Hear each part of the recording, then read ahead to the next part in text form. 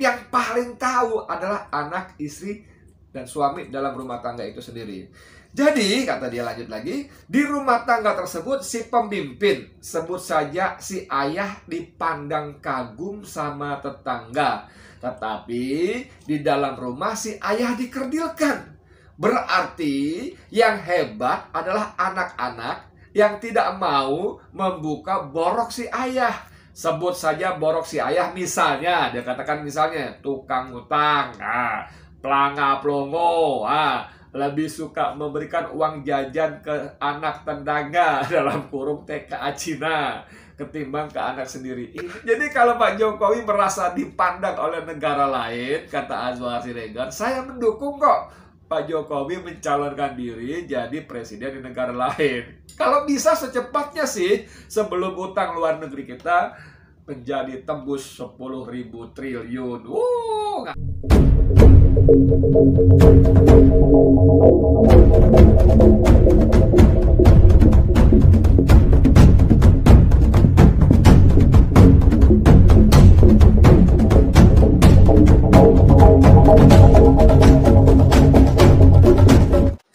Bismillahirrahmanirrahim. Assalamualaikum warahmatullahi wabarakatuh. Saudara, dengan saya lagi Edi Mulyadi dari Forum News Network FNN. Saudara, masih soal curhatan dari Presiden Republik Indonesia Insinyur Haji Joko Widodo sepulang dari KTT G20 di Italia dan nyambung ke Dubai ya. Saya sedih. Di luar negeri dihormati, tapi dalam negeri dikerdilkan, tidak dihormati, dan sebagainya. Kemarin saya sudah bikin podcastnya ya, mengutip Rizal Ramli dan Pigai, Natalius Pigai, juga komentar sejumlah netizen di media sosial, khususnya di Twitter. Nah, ini ada artikel yang ditulis oleh Azwar Siregar. Sumber asli di Portal Islam, tapi saya ambil dari Repelita. Judulnya, dipandang oleh negara lain, dikerdilkan di negara sendiri. Salah siapa? Salah bapak sendirilah. Ini kata judul nih, bukan kata saya nih. Tuh ya. Salah siapa? Ya salah bapak sendirilah. Ini kalau kata Betawi, ya salah lo gitu ya. Sopan ini judulnya. Oke, saya bacain ini artikel singkat tapi menarik. Pak Jokowi mungkin lupa kalau kita dipandang negara lain tapi dikerdilkan di negara sendiri, berarti yang salah adalah bapak sendiri sebagai pemimpin. Wih, tanda seru lagi, jebret. Pak Jokowi sebagai presiden berarti nggak becus, dalam kurung. Maaf kalau saya terpaksa jujur. Galak juga nih si Azwar ini ya, Siregar ya. Jadi begini, penilaian yang paling jujur adalah berasal dari negeri sendiri, bukan pandangan kagum dari negara lain. Ibarat sebuah rumah tangga, para tetangga di samping kiri kanan bisa saja kagum, tapi kondisi rumah tangga yang sebenarnya pastinya adalah suami, istri, dan anak-anak dalam rumah tangga itu yang paling tahu. Iyalah, masuk akal lah ya. Tetangga itu kan cuma lihat sepintasan doang. Bergaul ya seperti, "Hai Pak, apa kabar?" gitu. Berangkat kerja ya, "Oh pulang malam nih, hari ini libur ya." Paling gitu-gitu aja kan gitu kan. Tetangga kan gitu aja. Ada begitu pintu pagar ditutup, jebret, udah nggak tahu apa yang terjadi di dalam kan. Paling kadang-kadang kalau ada yang teriak, oh teriak dia gitu, marah dia gitu. Seperti itu aja. Paling kemudian kesimpulannya, oh dia tukang marah, teriak-teriak mulu sama anak istrinya, misalnya begitu ya.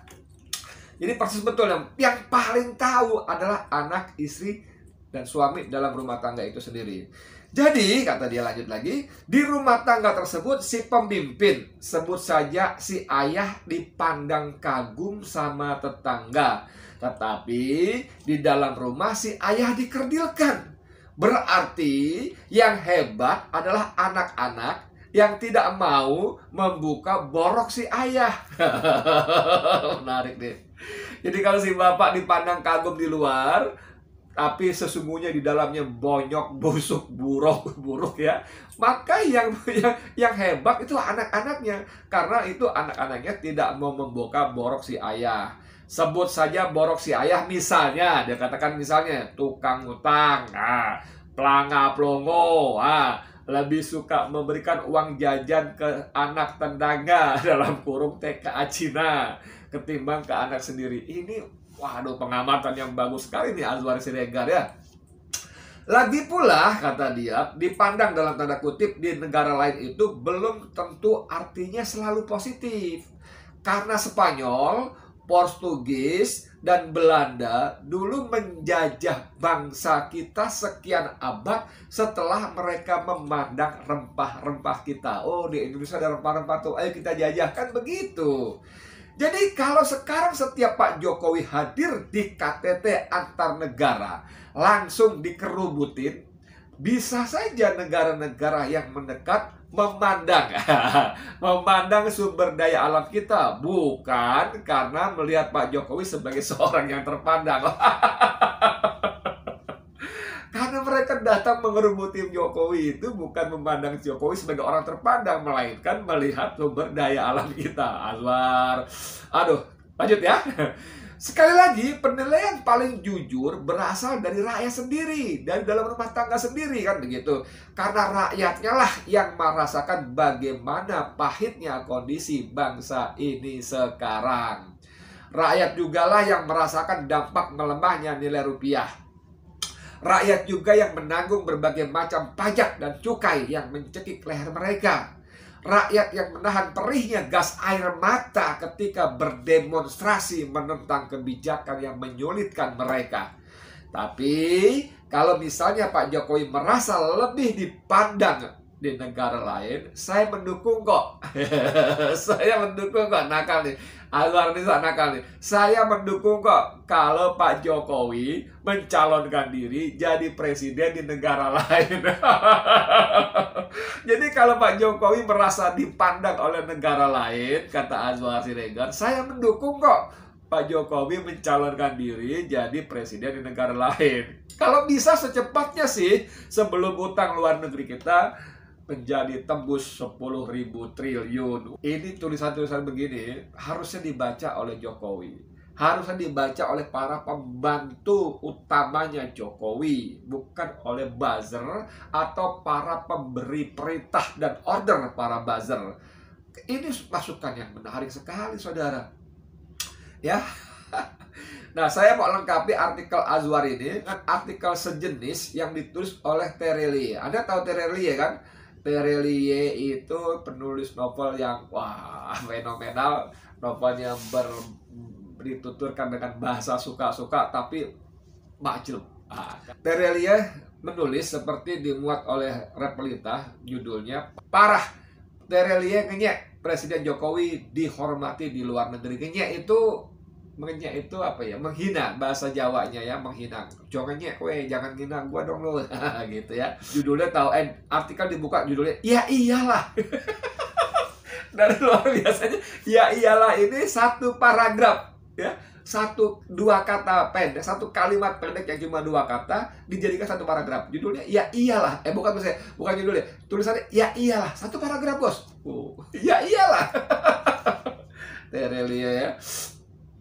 Kalau kamu pejabat tinggi, lantas kamu bicara di forum-forum internasional, bertemu orang-orang luar negeri, pengusaha asing, pejabat asing, dan lain-lain, maka bisa dipastikan 100% kamu mesti akan sangat dihormati, dipandang, dihargai. Ya, begitu ya. Wah, kamu kok logika sesederhana ini saja tidak paham. Waduh, tere, baru 2 paragraf udah langsung menohok. Karena Indonesia itu punya 273 juta lebih penduduk. Indonesia itu adalah pasar yang empuk, crazy. 273 juta itu bukan main, pasar raksasa. Oke? Maka nggak mungkin mereka ngomong kasar ke kamu, apalagi kritik dan lain-lain sebagainya. Mereka pasti menyanjung, memuji, lantas kamu dikasih posisi apresiasi seolah-olah istimewa.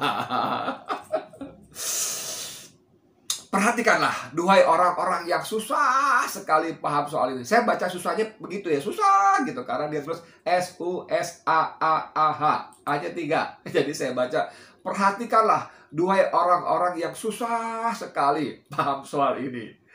Impor misalnya, orang-orang di luar negeri itu berkepentingan soal itu. Mereka itu bahkan garam saja dijual ke kita. Beras, jangan tanya lagi. Daging, LPG, BBM, dan lain sebagainya. Kalau kita dikasarin, terus mendadak nyari barang di tempat lain, apalagi produksi sendiri, repot mereka. Kehilangan 273 juta pasar. Wow, ngeri sekali. Proyek contohnya, tadi ngomong soal impor ya, sekarang ngomong proyek contoh yang berikutnya. Mereka itu baik-baik banget ngasih investasi ini itu karena memang Indonesia itu pasar raksasa. Mereka ingin ikutan garap pasarnya. Cina saja menelikung Jepang soal kereta cepat. Lantas kamu terpesona dengan senyum manis mereka. Kamu ngasih karpet merah. Itulah mereka memang yang mereka inginkan. Kemudahan, prioritas. Wah, dan mereka jelas tahu trik buat nyenengin kamu.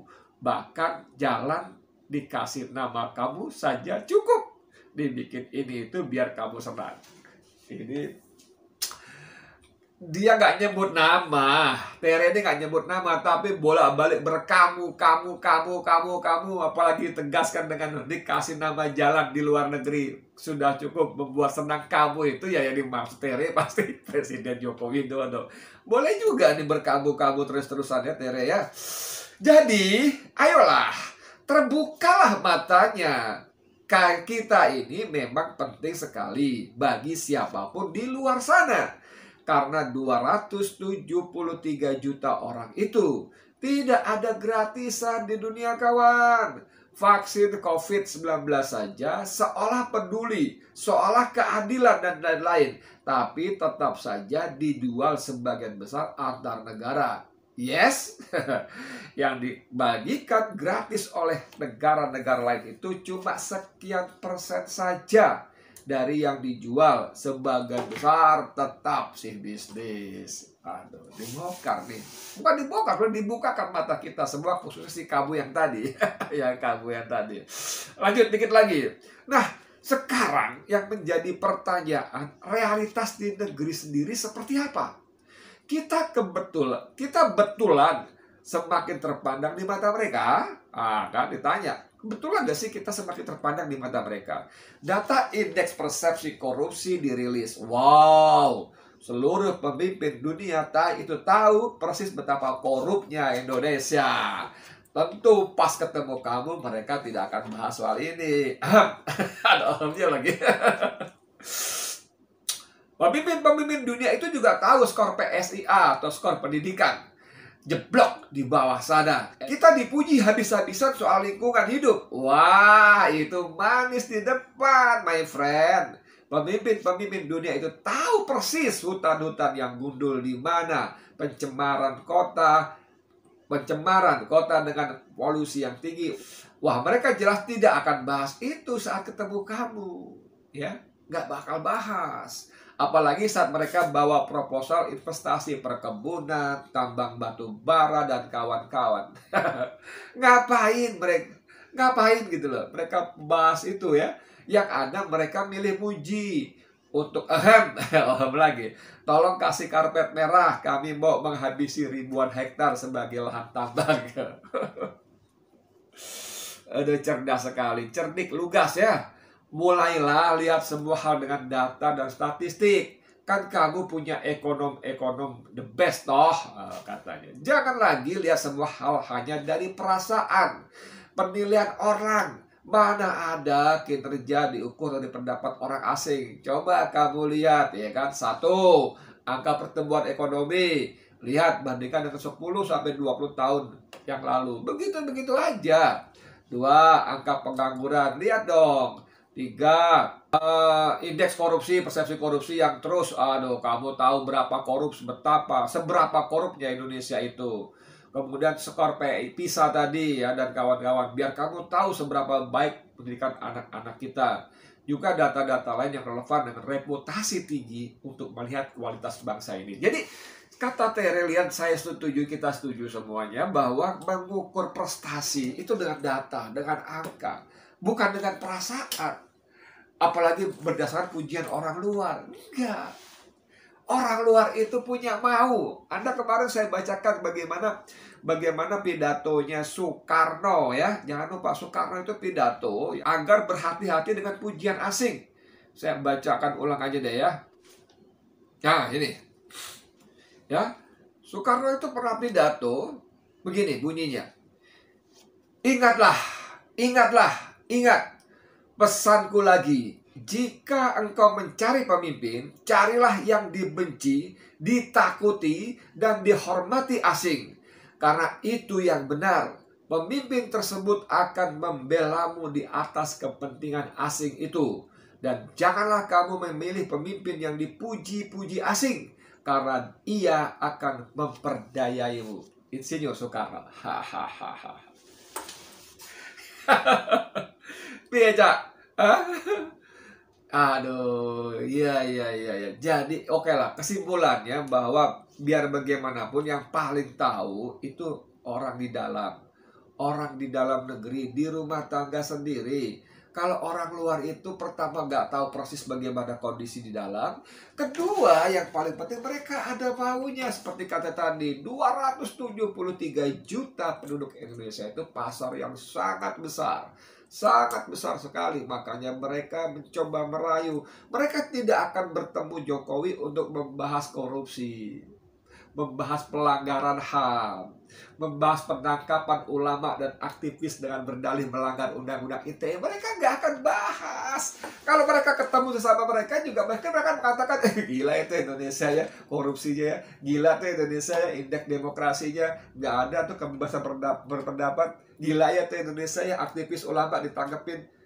Tapi ya biarin aja, terserah deh. Yang penting terserah, mereka mau ngapain terserah. Yang penting kita dapat karpet merah. Kita bisa menggali batu bara, kita bisa menambang nikel, kita bisa jualan obat PCR, vaksin. Begitu bro, makanya mereka baik-baik, senyum-senyum. Bagus sekali kata si Azwar Siregar tadi. Masa soal sesederhana ini saja kamu gak ngerti sih? Masa soal sesederhana aja kamu gak ngerti sih? Aduh, gimana sih? Aduh, ini negara besar mas bro.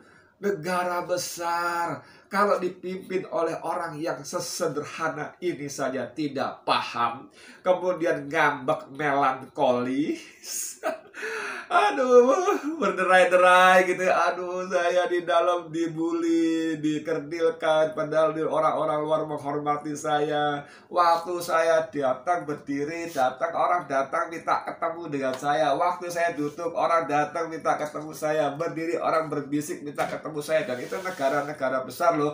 Ya iyalah gitu loh. Ya iyalah, mereka ada maunya. 273 juta penduduk adalah pasar yang besar. Sumber daya alam kita melimpah ruah. Dengan bantuan para komprador, para antek, para komprador tuh antek memang, yang memberikan karpet merah, bola balik membela Cina, RRC. Mereka ekspor padahal kuli-kuli yang dikirim dan seterusnya dan sebagainya. Kita butuh investasi dan seterusnya. Mereka sukses mengeruk kita, mereka sukses mengeksploitasi sumber daya alam kita. Oke, sebenarnya masa soal sederhana ini sampai nggak paham toh Mas Jok. Ya, saya Edi Mulyadi untuk KPNN. Assalamualaikum warahmatullahi wabarakatuh.